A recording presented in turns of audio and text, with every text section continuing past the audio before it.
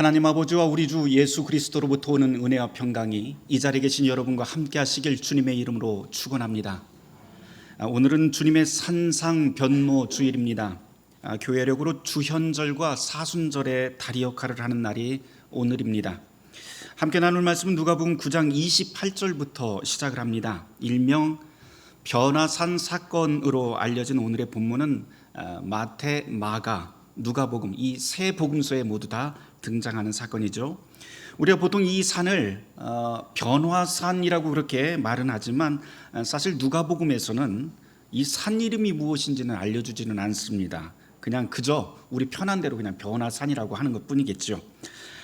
성경을 묵상할 때는 언제나 그렇듯이 오늘의 이 본문도 우리가 그냥 이 한 단락만 딱 끊어서 보지 마시고 앞뒤 맥락에 어떤 내용들이 함께 배치가 되어 있는지 읽는 것이 유념해서 읽는 것이 오늘 말씀을 이해하는 데 굉장히 도움이 될 것 같습니다. 오늘 이야기 산상변화 사건인데요. 이 이야기가 이 본문 앞뒤에 어떤 내용들이 나오는지 함께 찾아보도록 하겠습니다. 오늘 본문 바로 앞단락인 누가복음 9장 18절에서부터 보면 주님께서 제자들에게 당신이 곧 고난받고 죽임당할 것이라고 하는 예고를 하는 장면이 나옵니다. 그로부터 8일이 지납니다. 8일 동안 무슨 일이 있었는지 아무 설명도 없고요. 그러다가 예수님이 제자 3명을 그러니까 베드로, 야고보, 요한을 데리고 기도하러 산에 올라가신다라고 하는 내용이 오늘 본문의 첫머리로 시작이 됩니다. 8일간 어떤 일이 있었는지는 저희는 알 수 없습니다만 앞뒤 그 분위기상 예수님께서 고난받고 죽으신다고 했으니 지금 제자들과 예수님의 이 분위기는 굉장히 침통하고 무슨 말을 꺼내기가 굉장히 어려운 상황일 것 같습니다. 이런 위중한 순간에 산에 올라갔는데요. 기도하러 올라갔는데 제자들은 졸아버립니다. 예수님만 기도하시죠. 이게 32절 말씀입니다. 제자들이 묻어난 건지 아니면 복음서를 읽을 때마다 그런 생각을 해요. 제자들이 이게 묻어난 건지 아니면 바본지 싶기도 합니다. 여하튼 29절부터 보면 그렇게 산에 올라서 예수님께서 기도하실 때 용모가 변했다라고 말씀을 설명을 하는데요. 그 뒤에 보면 옷이 휘어지고 광채가 났다라고 설명을 합니다.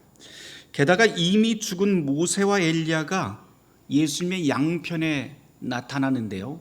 이걸 보고 누구나 다 신기하게 여길 만합니다. 그런데 여기 나온 이 모세와 엘리야 이 두 사람의 공통점이 몇 가지가 있습니다. 가장 우선적으로 우리가 꼽을 수 있는 건 이 두 사람 다 죽기는 죽었는데 무덤이 없다고 하는 사실이에요. 무덤을 남기지 않고 죽었다라고 하는 게 이 두 사람의 공통점입니다.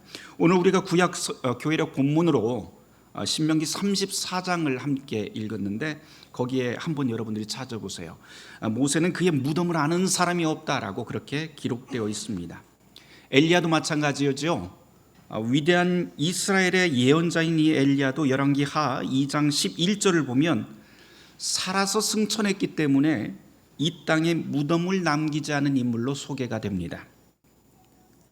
이 두 사람이 예수님이 곁에 나타났다는 것은 단순히 신기한 일을 넘어서요. 사실은 이 당시에 민간에 떠도는 소문이 있었는데요. 그 중에 하나가 무엇인가 하니 두 사람, 무덤을 남기지 않은 이 두 사람이 무덤을 남기지 않은 이유가 있다는 거예요. 그 이유가 무엇인가 하니 바로 메시아와 함께 이 땅에 다시 오기 위해서 무덤을 남기지 않았다라고 하는 속설이 돌고 있었습니다. 그러니까 산 위에 있던 제자들도 그 소문을 알고 있었는데 거기서 예수님 곁에 두 사람이 나타나니 아마 깜짝 놀랐을 겁니다. 저 같으면 깜짝 놀라서 뒤로 자빠질 만도 한데요. 특이하게도 제자들이 놀랐다라고 하는 말은 한 구절도 나오질 않습니다. 그 대신 33절을 보면 제자 베드로가 곧바로 예수님께 이렇게 말을 합니다. 주님, 우리가 여기 있는 것이 좋사오니 펜션 3개를 지어서 하나는 주님을 위해서, 하나는 모세를 위해서, 하나는 엘리야를 위해서 여기다 짓고 여기서 편안히 한번 살아봅시다 라고 제안을 합니다. 베드로도 거기서 살고 싶었던 거겠죠. 이 베드로의 제안에 주님은 아무 말씀도 하지 않습니다. 그렇지만 오늘 복음서 33절 하반절을 보니까 뭐라고 여기에 덧붙인 말이 있냐면 자기가 하는 말을 자기도 알지 못하더라 라고 하는 말씀이 여기에 덧붙여 있습니다. 이 구절을 통해서 우리가 알 수 있는 건 베드로의 생각이 그리 좋은 생각은 아니었다. 예수의 제자가 가질 태도는 그런 것이 아니다 라고 하는 것을 암시해 줍니다. 베드로의 이 말이 끝나기가 무섭게 구름이 이곳을 덮습니다. 그리고는 하늘 위에서 음성이 들리기 시작을 하죠. 35절 말씀에 이렇게 되어 있습니다. 이는 나의 아들 곧 택함을 받은 자니 너희는 그의 말을 들으라.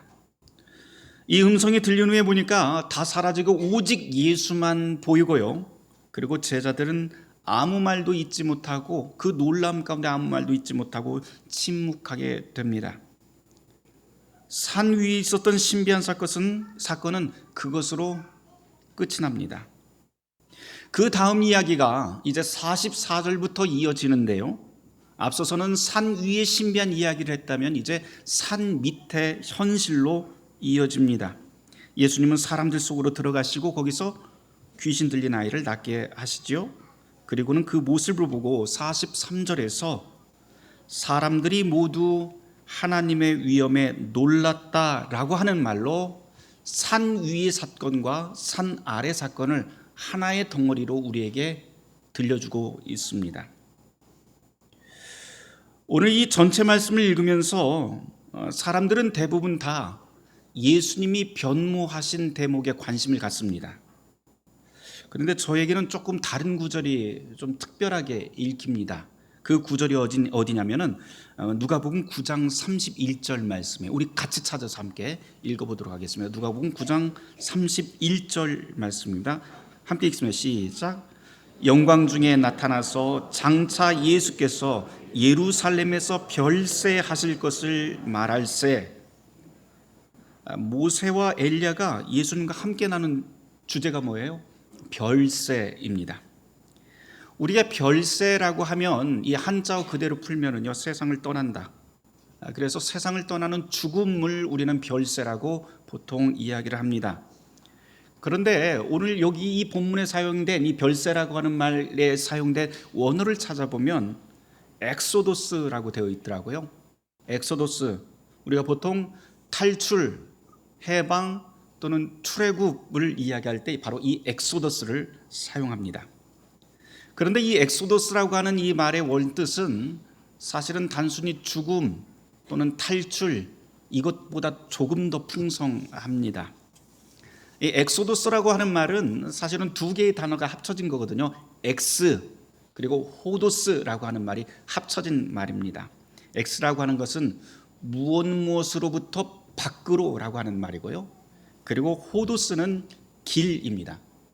그러니까 이 말을 합쳐보면 엑스호도스라고 하는 이 엑소도스라고 하는 말은 출발 또는 밖으로 나감이라고 하는 뜻이 됩니다. 그러니까 여기에 이야기된 이 세 사람이 함께 이야기할 때 별세에 대해서 이야기를 했다는 것은 예수님의 말로 풀어보면 예수님이 이제 떠나신다 또는 새로운 길을 향해서 걸어가게 된다라고 하는 그런 말이 됩니다. 분명한 것은 단순히 예수님께서 돌아가신다라고 하는 그런 뜻이 아니라고 하는 대목입니다. 마태, 마가, 누가 이 세 복음서에 모두 다 예수님의 산상변화 사건이 다 기록이 되고 있는데요. 특별히 오늘 우리가 함께 읽은 이 누가복음이 특별한 것은 다른 복음서에 나오지 않는 단어가 바로 이 엑소더스, 별세라고 하는 단어가 여기에 있기 때문입니다. 그러면 똑같은 사건을 이야기하면서도 특별하게 이 별세라고 하는 단어를 썼다고 하는 것은 무슨 뜻이에요? 이 누가복음서 기록자가 꼭 이야기를 하고 싶었다는 거예요. 별세에 대해서 다른 사람은 몰라도 이 이야기만큼은 꼭 하고 싶었다는 겁니다. 그게 무엇일까요? 산 위에서 만난 모세, 엘리야, 예수님 이 셋을 다시 한번 우리가 보도록 하죠. 이들은 무덤이 없다라고 하는 특징도 있지만 공통점도 있지만 모두 다 산 위에서 하나님을 만나서 새로운 길을 떠났다고 하는 또 하나의 특징이 있습니다. 모세는 호렙산에서 바로 왕의 권력에 대항했고 그런 다음 하나님의 백성을 새롭게 출발시킵니다. 엘리야는요, 갈멜산에서 하나님의 음성을 듣고 그리고 하나님의 길로 출발합니다. 이렇게 이 두 사람은 모두 다 산 위에서 하나님의 음성을 따라서 하나님의 뜻을 받들어 새로운 길로 출발합니다.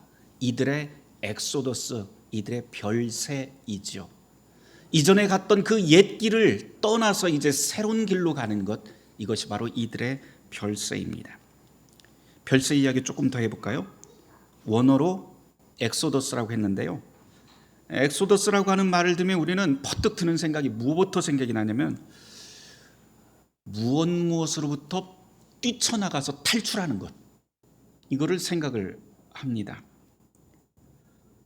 그런데 조금 관점을 좀 바꿔서 오늘 이야기들을 다시 읽어볼 필요가 있습니다. 사실상 엑소더스의 방점은 무엇에서 탈출하는 것, 그러니까 이것에서 탈출하는 것도 표현이 되지만 또 하나 더 풍성한 의미로는 여기서 탈출하는 것뿐만 아니고 어디로 향하는 길입니다. 향하는 목적지가 있다고 하는 거예요. 그렇게 보면 구약에서 엑소더스라고 하는 것은 단지 종되었던 땅 애굽에서 탈출일 뿐만 아니고 약속의 땅으로 가는 새로운 길의 여정으로 우리가 읽을 수가 있게 됩니다. 거기서 이스라엘 백성들은 하나님의 약속을 붙잡고 걸어가면서 자유를 쟁취하게 됩니다. 단순히 탈출하는 데 목적이 있었다면요, 히브리 백성들은 그냥 애굽에서 탈출해서 어디로 가든지 아무 상관이 없어요. 근데 성경이 우리에게 이야기하고 있는 출애굽의 진짜 핵심은 뭐예요? 탈출이 아니고 이들이 하나님의 약속받은 그 땅으로 가는데 그 목표가 있게 됩니다. 누가복음 9장에서 예수님께서 말씀하신 이 별세도 이런 맥락에서 우리가 읽어보면 아주 유익할 것 같습니다. 예수님의 엑소더스 별세는 무엇일까요? 주님은 어떤 새로운 길로 걸어가실까요? 이 해답은 산상변모 다음에 등장하는 본문에서 아주 여실히 우리가 확인할 수 있게 됩니다. 누가복음 9장 37절부터 시작하는 내용이죠. 산 아래로 가십니다. 한번 여러분들이 눈으로 한번 훑어보시길 바라요. 37절 말씀부터. 예수님께서는 산 위에 머물지 않고 산 아래를 향해 출발하십니다. 그런데 거기 누가 기다리고 있나요? 큰 무리가 있고요, 귀신에 사로잡혀서 경련을 일으키고 거품 무는 아이와 그 아버지가 여기에서 기다립니다. 제자들은 내쫓으려고 해요. 왜요? 문제 일으키기 싫다는 거예요. 귀찮다는 거예요. 성가시다는 거예요. 그런데 예수님은 아이를 치유하시고 그 아버지에게 넘겨줍니다. 이를 두고 누가복음 9장 43절은 이것이야말로 하나님의 위엄이라고 그렇게 설명합니다. 산 위, 산 아래의 이야기를 읽고 또 성경 전체를 제가 묵상하면 묵상할수록 깨닫는 게 하나 있어요. 더 확실해지는 것은 예수님과 사람들을 비교를 해보면 욕망하는 방향이 정반대라고 하는 사실입니다. 욕망이라고 하는 게 꼭 나쁜 것은 아닙니다. 욕망이라고 하는 것은 무언가를 향한 정열이기 때문이죠. 그런 면에서 예수님도 욕망을 가지신 분입니다. 다만 사람들의 욕망은, 사람들이 가진 욕망은 언제나 나 자신에게로 향해 있습니다. 그러나 예수님의 욕망은 언제나 나 자신을 넘어서 다른 사람에게로 향합니다. 오늘 본문의 예수님과 제자들을 한번 비교해 보세요. 산 위에서 제자들은 자기 육신의 욕망을 따라서 산 위에서 있습니다. 졸아버립니다. 또 산 위에서 자기 육신의 안락한 욕망을 위해서 펜션 좀 지어서 여기서 살아보자고 이야기를 합니다. 그리고는 산 아래 내려와서는 주류가 아닌 사람들하고 어울리기를 싫어합니다. 오히려 그들을 구별하고 내쳐버립니다. 그렇게 하는 게 나 사는데 편하기 때문입니다. 이게 제자들이 보여주는 전형적인 사람들의 욕망의 방향입니다. 루터가 죄의 특징을 이렇게 설명을 하더라고요. 죄란 모든 것을 자기에게로 구부러뜨리는 힘이다. 저는 그 짧은 구절인데 굉장히 탁월한 정의구나 라고 생각을 했습니다. 우리는 그렇게 모든 것을 나를 향해서 구부러뜨리면서 살아요. 예를 한번 들어볼까요? 무슨 말을 누구한테 들어서 전할 적에 가만 보면 여러분들 어떻게 전하시나요? 문자 그대로 전하세요? 그 감정 그대로 전하세요? 아니에요. 언제나 꼭 나에게 유리한 쪽으로 다시 재해석을 해서 넘깁니다. 그래서 혹여라도 나한테 불리한 내용이 있으면 그건 쏙 빼고 전해요. 그게 우리예요. 이렇게 우리는 늘 모든 것을 다 자신에게 구부리면서 살아갑니다. 그러나 주님의 욕망은 어떤가요? 주님의 욕망은 자기에게 불리하더라도, 나에게 해가 될지라도 나 자신을 벗어나 이웃을 향해서, 절망하는 사람으로 향해서, 세상 한가운데로 향해서 그렇게 나아갑니다. 그것이 바로 주님의 엑소더스, 별세입니다. 이런 별세야말로 하나님의 참으로 위엄이다라고 선언하는 것이 오늘 누가복음에서 우리에게 전하고 있는 특별한 메시지입니다. 루터는 이것을 그리스도인의 자유라고 또 설명을 하더라고요. 자유라고 하는 것은 무엇 무엇에서 탈출해서 마음껏 누리는 그런 방종이 아닙니다. 루터에 의하면 그리스도인의 자유라고 하는 것은 누군가를 향한 책임 있는 자유라고 그렇게 설명을 합니다. 율법에서 벗어나 복음의 자유를 얻었다면서 제 마음대로 먹고 마시는 것, 그것은 방종이지 자유 아닙니다. 1520년 루터의 그리스도인의 자유라고 하는 아름다운 글에 이런 구절이 나옵니다. 제가 몇 번 여러분들에게 아마 들려드렸던 것 같아요. 대강 이런 내용이에요. 믿음과 사랑의 변주곡인데요, 믿음은 우리를 하늘로 들어올립니다. 그렇죠. 우리가 믿는다 그러면요, 하늘의 하나님과 가까이 가는 그런 경험들을 하게 돼요. 그렇게 믿음은 우리를 하늘로 들어올립니다. 그러나 사랑은, 루터의 말로 하면, 그러나 사랑은 하늘 위에 있는 우리를 땅으로 끌어내립니다 라고 표현을 합니다. 그런 다음 우리를 이웃 안으로 밀어넣습니다. 그리고는 이웃 안에서 그리스도를 만나게 합니다. 이것이야말로 그리스도인의 참 자유입니다 라고 하는 그런 설명을 합니다. 이런 면에서 본다면 기독교 신앙이라고 하는 것은 우리의 세상 현실을 벗어나서 초탈하고 신비한 곳으로 자꾸 올라가는 그런 태도가 아니라, 오히려 비참한 현실 속에 우리가 깨어있는 눈과 귀를 가지고 살아가는 것, 그리고 그런 마음과 그런 태도로 이 세상 일에 하나님의 공평과 정의와 사랑을 함께 나누기 위해서 참여하는 것이라고 말을 할 수가 있습니다. 누가복음 9장이 바로 이 점을 우리에게 보여줍니다. 산 위 신비한 곳이 아니라 세상 한가운데서, 다시 말해서 가장 힘든 사람들에게, 가장 연약한 사람들에게 가라. 그것이 별세이며 그것이 하나님의 위엄이 드러나는 것이다 라고 말입니다. 이게 바로 예수님께서 몸소 보여주신 별세, 또 오늘의 그리스도인과 교회가 가야 할 별세의 길입니다. 이제 우리는 오는 수요일부터 부활을 기다리는 사순절을 맞게 됩니다. 사순절이 되면 교회는 늘 세 가지를 늘 강조해 왔어요. 기도, 금식, 자선. 이 금식이라고 하는 말은 다른 말로 하면 절제라고도 그렇게 바꿀 수가 있는데요, 이 세 가지는 교단과 교파를 떠나서 그리스도인이면 누구나 다 실천해야 될 경건의 목록입니다. 제가 그래서 목회자로서 교우 여러분들께 권면합니다. 사순절 동안 그리스도인 우리가 먼저 이 세 가지를 한번 꼭 실천해 보시길 바랍니다. 이번 사순절 동안만이라도 열악한 환경에 놓인 이웃을 위해서 여러분의 소유를 떼어서 자선해 보시기를 바랍니다. 우리 교회에다가 헌금하라고 하는 소리 아닙니다. 우리 교회에다가 헌금 안 하셔도 돼요. 교회든지 힘든 교회든지 아니면 구호단체든지 아니면 여러분이 알고 있는 정말 정의로운 언론기관이든지 또는 오늘이 장학주일이니까요.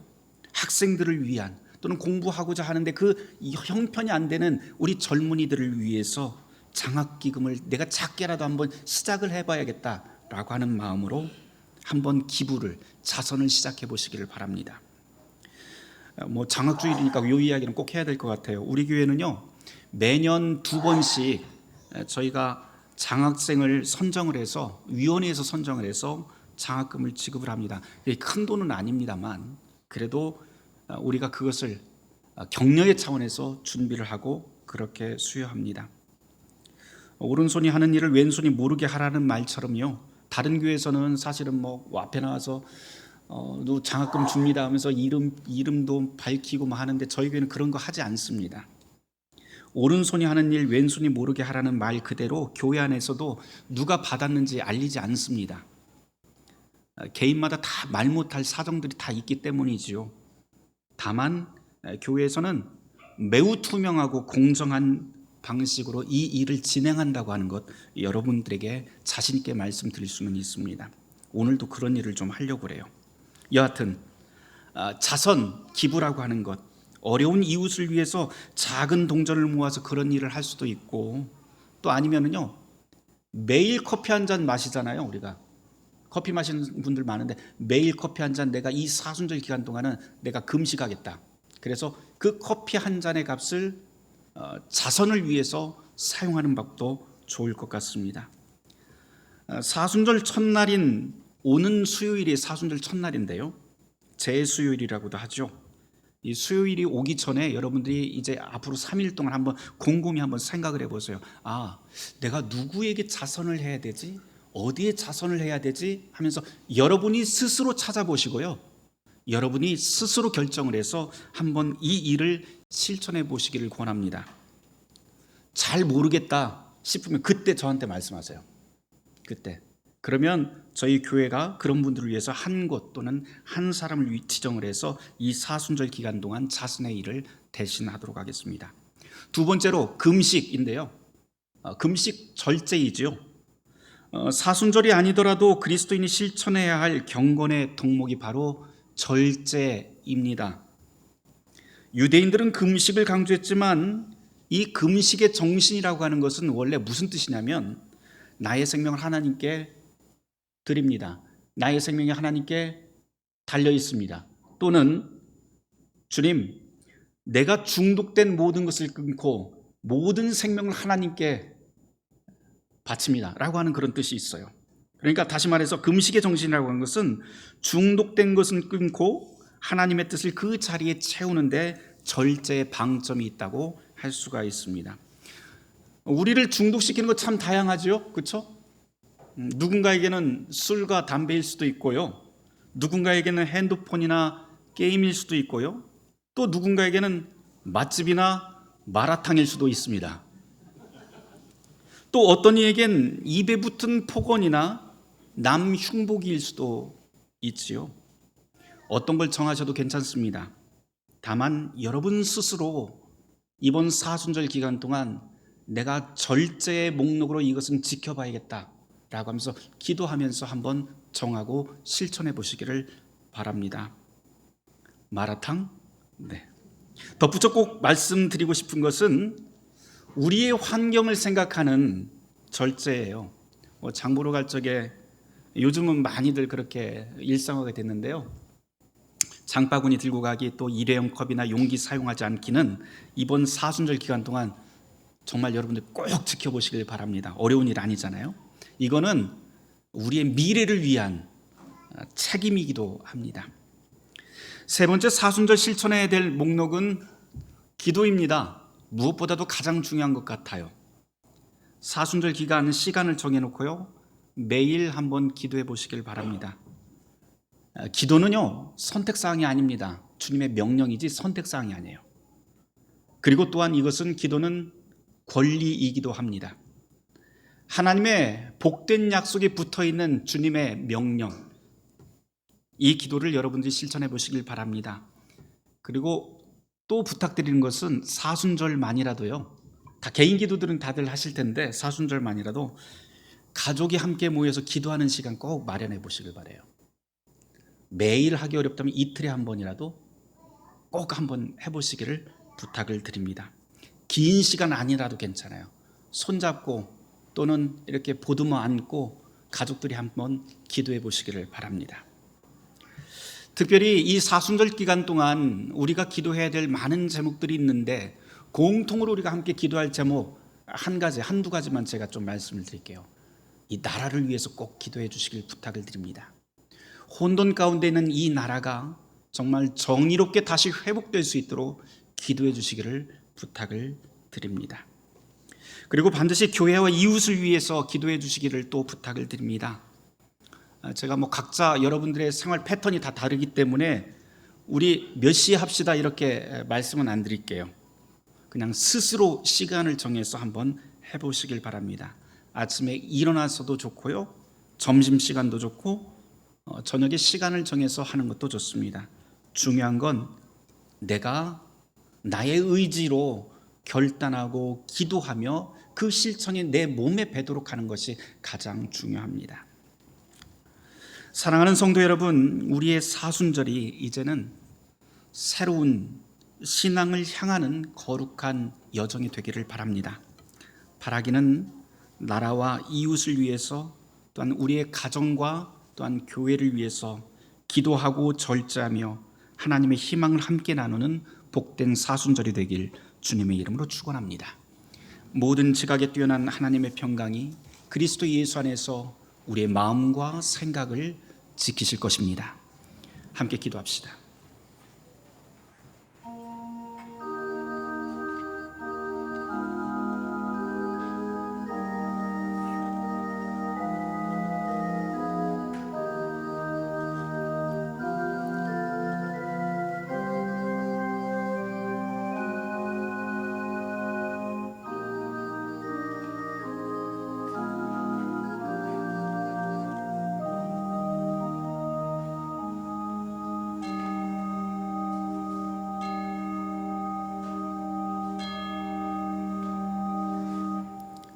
주님, 하늘 뜻이 우리 가운데 이루어지게 하여 주시옵소서.